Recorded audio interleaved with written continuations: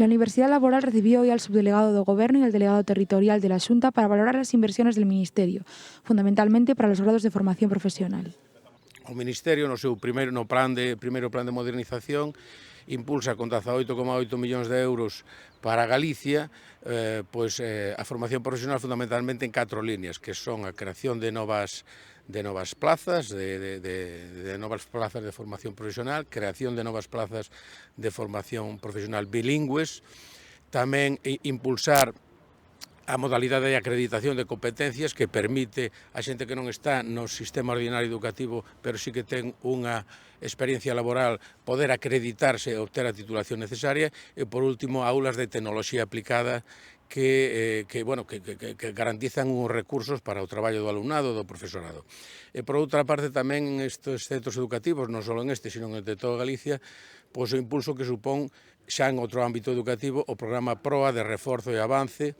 que permite unha inclusión de todo o alumnado, un reforzo dos recursos humanos nos institutos para garantir que a educación chegue a todos os estratos independentemente das características intelectuais ou de talento do alumnado e tamén do seu entorno social. E ademais permite tamén de novo garantizar a fixación de recursos humanos nos centros. Otro gran programa en el que participa el Ministerio es el programa de las aulas de capacitación digital, dirigido principalmente al alumnado que necesita alfabetización digital. Todos estos financiamientos son en coordinación con la Xunta de Galicia para garantizar que lleguen a todos los ourensanos. Recordar que a Xunta de Galicia ten unha aposta firme por a formación profesional dual, tamén unha aposta por a gratuidade desde o comenzo hasta que termina o seu ciclo formativo ca obtención dun grao. E, aproveitar que nos acompaña tamén para facer unha visita ás instalacións, nos cuales a Xunta leva investido máis de 500.000 euros nestes últimos anos, focalizado na reforma do pabellón de deportes, no que se fixo un